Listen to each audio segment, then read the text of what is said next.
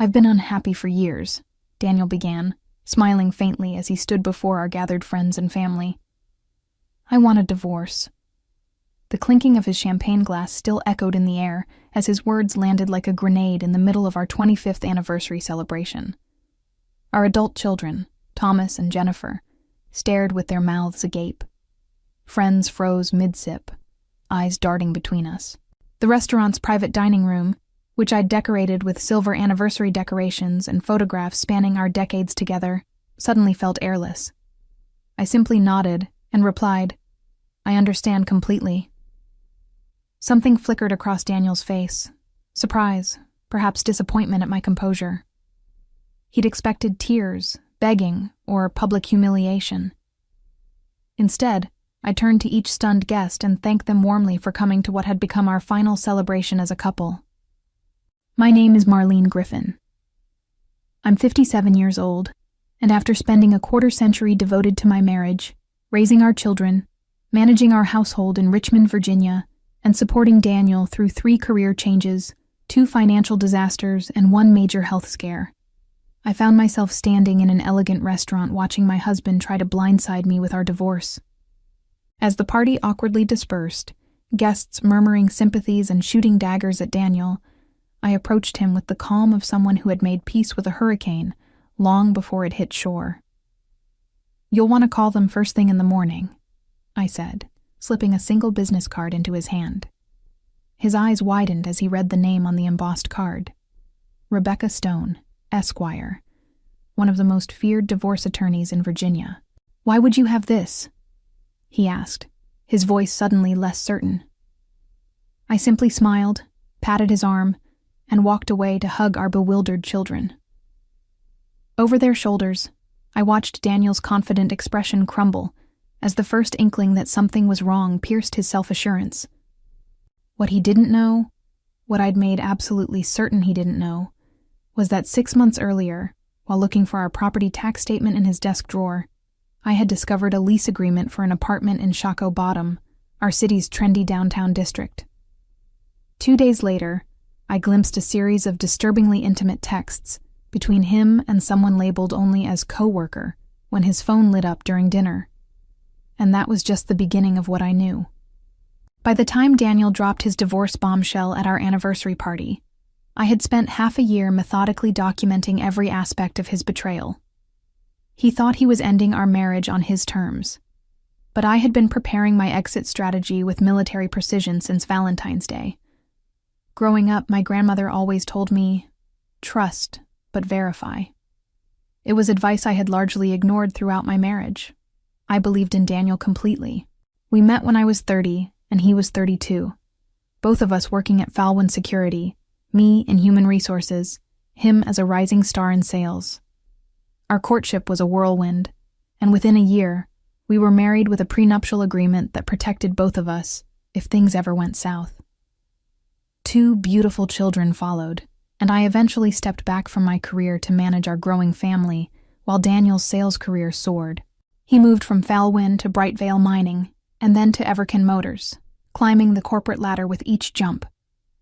I supported every decision, every late night, every weekend business trip, even as our children grew up and needed their father at soccer games and dance recitals that he inevitably missed.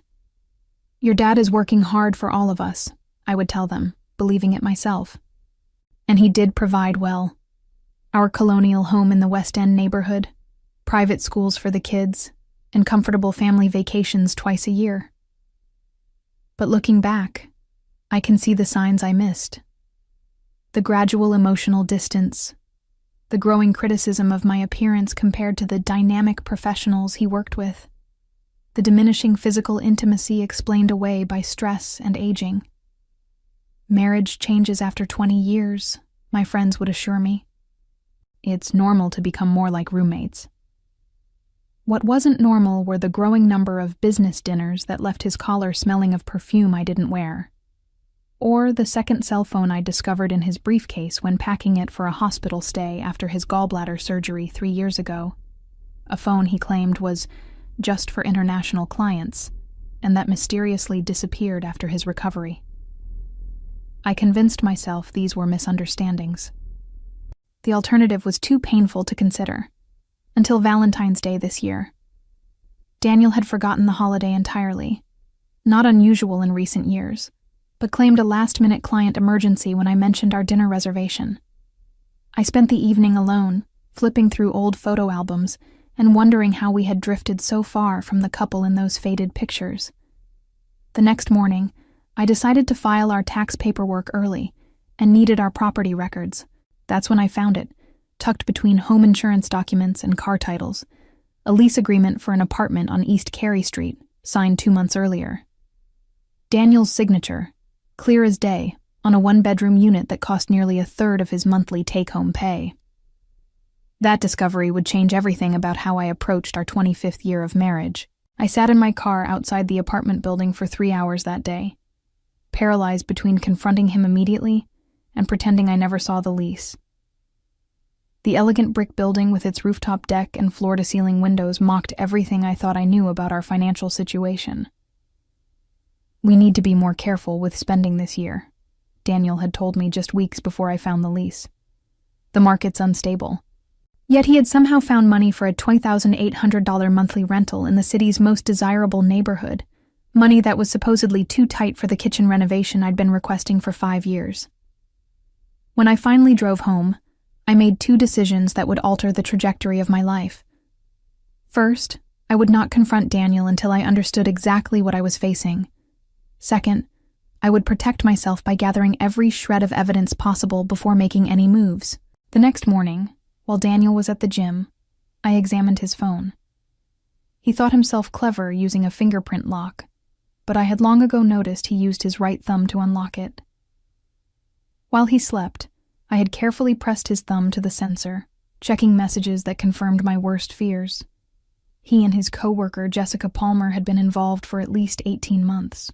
Their texts were explicit, filled with references to our place and plans for a future together once he handled things at home.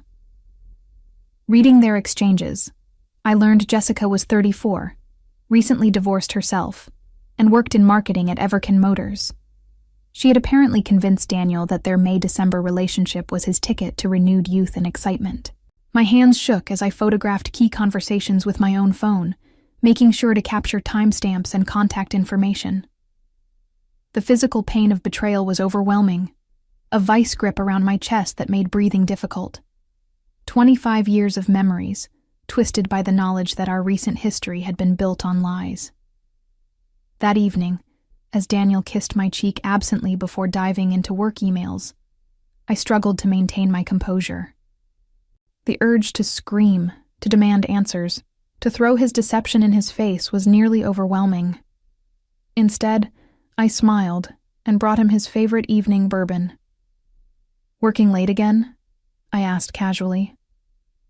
"Quarterly reports are coming up," he replied without looking up. "Don't wait up."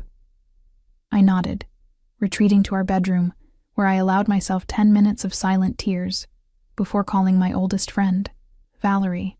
"I need the name of the best divorce attorney in Richmond," I said when she answered, "and I need absolute discretion." 2 days later, I sat across from Rebecca Stone in her downtown office, laying out what little evidence I had gathered so far. The distinguished attorney with her silver-streaked bob and penetrating gaze listened without interruption before saying words that would become my mantra over the coming months. "We won't just build a case, Marlene. We'll build an ironclad fortress. But first, we need to understand exactly what we're up against." Rebecca's advice was clear. Become an intelligence operative in my own marriage. Document everything, follow the money. Build a complete picture of our marital assets and Daniel's activities before giving him any indication I knew about his betrayal. "The element of surprise is your greatest advantage," she counseled. "The moment he knows you're aware, he'll start hiding assets and constructing his own narrative." So began my double life. On the surface, I remained the supportive wife of 25 years, managing our home, attending company functions on Daniel's arm, and planning our upcoming anniversary celebration. Beneath that facade, I transformed into a methodical investigator, documenting every aspect of our financial and personal lives. I started with our finances, Daniel had always handled the investments while I managed the household accounts. Now I needed to understand the full scope of our portfolio. I told him I wanted to learn more about investing for my own knowledge, a request he dismissed with patronizing amusement, but ultimately granted by sharing our financial advisor's contact information. "Just don't make any changes without consulting me first," he cautioned. "These things are complicated." Our financial advisor, Harold Wilson, was initially reluctant to discuss details with me until I gently reminded him that as Daniel's spouse, I had legal right to information about our joint assets. Once convinced, Harold became surprisingly forthcoming, particularly after I mentioned concerns about unusual money movements.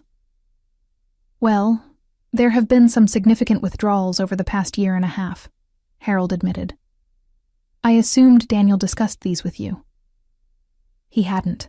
The withdrawals totaled nearly $320,000, money apparently transferred from our joint investment accounts to a separate entity I'd never heard of, Griffin Consulting LLC. "Daniel established it as a side business venture," Harold explained, "for consulting work separate from his main employment. A business I knew nothing about. A shell company, as Rebecca later explained, likely created to funnel marital assets away from our shared portfolio." I photographed every document Harold shared, noting dates, amounts, and account numbers. My next step was accessing our home computer. Daniel wasn't particularly tech-savvy and used the same passwords for most accounts, variations of our children's birthdays combined with our anniversary date. The irony wasn't lost on me as I used Jenny052Tom719 to access his email account. What I found confirmed my suspicions and revealed new betrayals. Email exchanges with a realtor about purchasing a condominium in Charlotte, North Carolina. An offer letter from Hailstra Audio, a company based in Charlotte, dated 3 months earlier. Flight confirmations for weekend trips he'd claimed were golf outings with clients, and dozens of emails to Jessica discussing their future plans. "Once the anniversary party is behind us, I'll handle the divorce quickly," he wrote in one message. "Marlene will be devastated, but she'll get over it. The timing works perfectly with the Charlotte move." They had it all planned. He would announce our divorce at the anniversary party, positioning himself as the honest husband who had simply fallen out of love, but had respectfully waited for our milestone anniversary before moving on. Then he would relocate to Charlotte with Jessica, taking his new position at Hailstra and living in the condominium they had already selected together. I sat at our desk, reading their calculated plans for dismantling my life, and felt something inside me harden. This wasn't just an affair or midlife crisis. This was a comprehensive campaign to discard me with minimal financial consequence to himself after I had devoted my entire adult life to supporting his success. That night, I made a silent promise. Daniel Griffin would not know what hit him. With Rebecca's guidance, I expanded my investigation. I needed to understand not just what Daniel was planning, but what legal vulnerabilities existed in his strategy.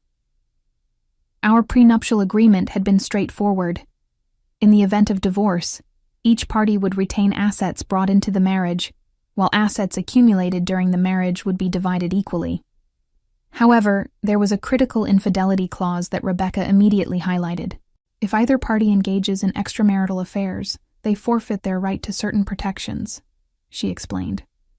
Most importantly, the injured spouse is entitled to a significantly larger percentage of marital assets acquired during the years of infidelity.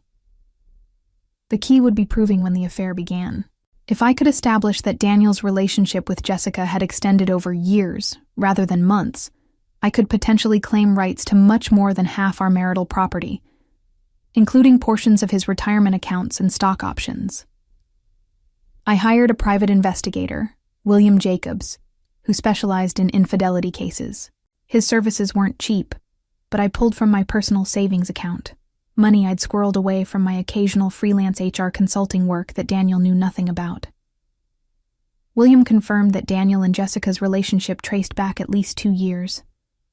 He provided photographs of them dining together, entering and leaving the apartment, and traveling to Charlotte on weekends when Daniel had claimed to be on golf trips.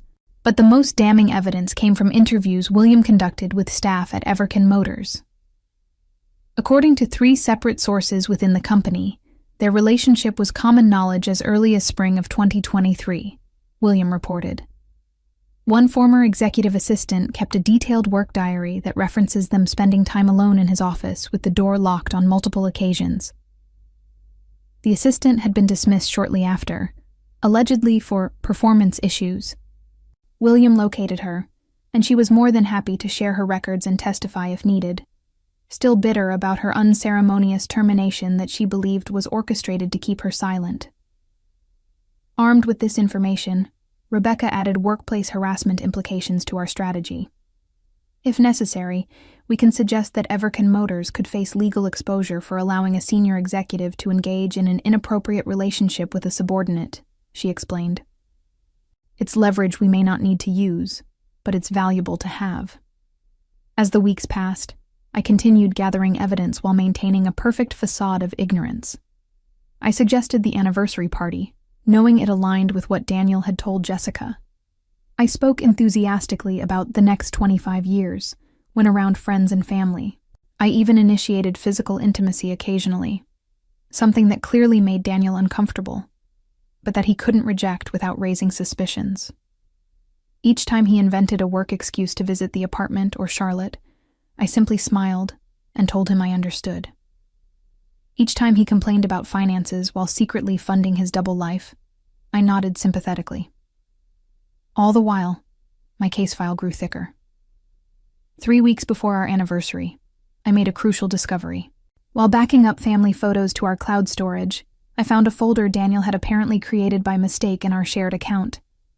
It contained explicit photographs of him and Jessica together in the apartment, images dated consistently over the past 2 years. I immediately forwarded them to Rebecca and William, who confirmed they provided clear visual proof of the timeline of infidelity. The final piece clicked into place. "We're ready," Rebecca told me during our last meeting before the anniversary party. "The moment he makes his move, we'll respond with overwhelming force. He won't know what hit him." I left her office feeling strangely calm. After months of investigation, documentation, and strategic planning, there was nothing left to do but wait for Daniel to spring his trap, unaware that he was walking straight into mine. The anniversary party was my masterpiece of deception. I selected the Jefferson Hotel's grand ballroom, arranged for a string quartet, and designed a sophisticated evening celebrating a lifetime of partnership. The invitations, ivory cardstock with silver embossing, went to 60 of our closest friends and family members. I watched Daniel's face as I showed him the final guest list. "This seems excessive," he remarked, clearly discomforted by the scale of a celebration he knew would end in devastation. 25 years deserve something special," I replied innocently. "Don't worry about the cost. I've been saving for this." The evening arrived, and I wore a silver gown that had taken 3 fittings to perfect. Daniel seemed increasingly agitated as guests arrived, each congratulating us on reaching such a significant milestone. Our children had flown in, Thomas from Seattle, Jennifer from Boston, and both gave touching toasts about growing up watching their parents' loving partnership. "You've shown us what commitment really means," Jennifer said, raising her glass while Daniel shifted uncomfortably beside me. Throughout dinner, I noticed Daniel checking his watch, his face growing more resolved with each passing hour. I knew he was following the timeline he'd discussed with Jessica, make the announcement after dinner but before dessert, allowing for a dignified exit while guests were still present to support Marlene. When he finally stood and clinked his glass, a hush fell over the room. I watched his practiced smile, the rehearsed casualness in his posture, and thought about how many times he must have envisioned this moment, his declaration of independence, his new beginning at my expense. "I have something important to say," he began, his voice steady. "After much reflection, I want to be honest with everyone here tonight." He paused, scanning the room before continuing. "I've been unhappy for years," he said, the practiced line falling flat in the elegant ballroom. I want a divorce. The collective gasp was audible. Jennifer dropped her champagne glass, shattering it on the hardwood floor. Thomas half rose from his chair, confusion and anger battling on his face. Our friends stared in disbelief. But I was ready. I had rehearsed this moment just as carefully as Daniel had. I simply nodded and replied, "I understand completely." The confusion on his face was worth every moment of the past 6 months' deception. He had expected tears, pleading, perhaps even a scene. Instead, he got calm acceptance that clearly disrupted his narrative of being the reasonable party bringing an overdue end to an unhappy marriage. "I think we should thank everyone for coming," I continued smoothly, standing to address our shocked guests. "This has been a wonderful celebration of the past, even as we move toward different futures." One by one, I hugged each departing guest, accepting their whispered condolences and confused support with gracious smiles. Daniel stood awkwardly by the gift table, looking increasingly uncertain as his dramatic moment fizzled into uncomfortable social navigation. When the last guest had gone, save for our children who waited tearfully by the door, I approached Daniel with practiced composure. "You'll want to call them first thing in the morning," I said, slipping Rebecca's business card into his hand. He stared at the card, recognition dawning slowly. "Rebecca Stone? The divorce attorney?" "Yes," I confirmed. "She's quite selective about her clients, but she made an exception for me. 6 months ago." The blood drained from his face as comprehension set in. 6 months? "Don't worry about coming home tonight," I continued pleasantly. "I had the locks changed this afternoon. Your essentials are packed in a suitcase at the coat check. I believe you have somewhere else to stay, don't you?" As he stood frozen in shock, I turned to our children, linking my arms through theirs. "Let's go have that cake at home. I think we've had enough celebration for one evening." Daniel's lawyer called at 7:13 a.m. the following morning. I was already awake, having slept better than I had in months. "This is Philip Dawson representing Daniel Griffin," the voice announced stiffly. "I understand there's a situation we need to discuss." "Please direct all communication to Rebecca Stone," I replied, following the script Rebecca and I had prepared. "She's expecting your call." By 9 a.m., Rebecca called to report that Daniel was attempting damage control by offering a quick, generous settlement, a clear indication he hadn't yet grasped the extent of my preparation. "He's offering a 60-40 split of current visible assets in your favor, plus the house," she said. "Should I tell him we're just getting started?" "Absolutely." At 11 a.m., the formal divorce papers were served to Daniel at the Everkin Motors headquarters by a process server who, at my request, delivered them during a board meeting Daniel was leading. The thick document detailed not only my terms, 85% of marital assets, the house, and significant alimony, but included comprehensive evidence of his infidelity, financial deception, and plans to leave the state. By noon, 3 things happened in rapid succession. Daniel's lawyer requested an emergency meeting, Everkin's human resources director called Daniel to their offices, and Jessica Palmer cleaned out her desk and left the building in tears. When Rebecca met with Daniel and his lawyer that afternoon, she brought the final bombshell, William's full investigative report, complete with witness statements from former Everkin employees about the inappropriate workplace relationship. "My client is prepared to contact Everkin's board directly regarding the company's failure to address this situation if we cannot reach a satisfactory agreement," Rebecca informed them. "Additionally, we have documentation of the Griffin Consulting LLC shell company used to divert marital assets, which raises questions of tax impropriety that authorities might find interesting." Daniel's attempt to seize control of our divorce narrative had completely collapsed in less than 24 hours. His lawyer requested a brief recess, during which I imagine he delivered some very unwelcome news to my husband of 25 years. The settlement negotiations were remarkably brief. Daniel, facing potential professional disgrace, tax investigations, and the complete destruction of the narrative he'd constructed about our marriage, accepted terms that went far beyond what even Rebecca had initially thought possible. I received 85% of our marital assets, including full ownership of our home, his retirement accounts, and investment portfolios. Daniel retained only his personal possessions, his car, and a single investment account worth approximately 1/5 of our total net worth. The alimony payments would continue for 10 years, ensuring my financial security well into retirement age. Most satisfying was the non-disclosure agreement. Daniel would never publicly discuss the circumstances of our divorce, effectively preventing him from spinning a sympathetic narrative about our separation.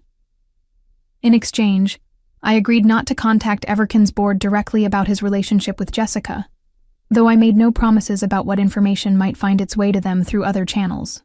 2 days after our anniversary party, Jennifer and Thomas came for dinner. They were still reeling from the public dissolution of their parents' marriage, but had begun to understand the situation after I shared selected details of Daniel's betrayal. "How did you stay so calm through all of this?" Jennifer asked, pouring another glass of wine. "I would have burned his clothes on the front lawn or something." "Strategic patience," I explained. "Your father never appreciated my intelligence. He saw me as the supportive wife, nothing more. That blind spot gave me the advantage." Thomas shook his head in amazement. "Remind me never to cross you, Mom." I smiled, feeling genuinely happy for the first time in months. I didn't want revenge initially. I just wanted fairness. But when I saw how comprehensively he had planned to discard me, I decided he needed to understand exactly whom he was dealing with. 1 month after the anniversary party, Daniel relocated to Charlotte as planned, alone, significantly poorer, and professionally diminished. Jessica, it turned out, had lost interest once his financial prospects dramatically changed.